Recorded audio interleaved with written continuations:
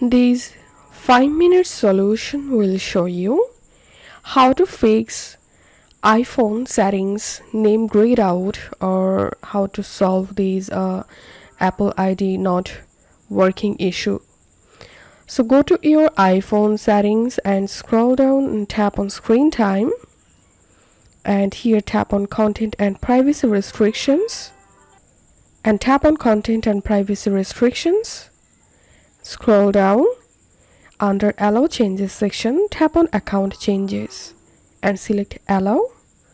Then go back from here and disable content and privacy restriction.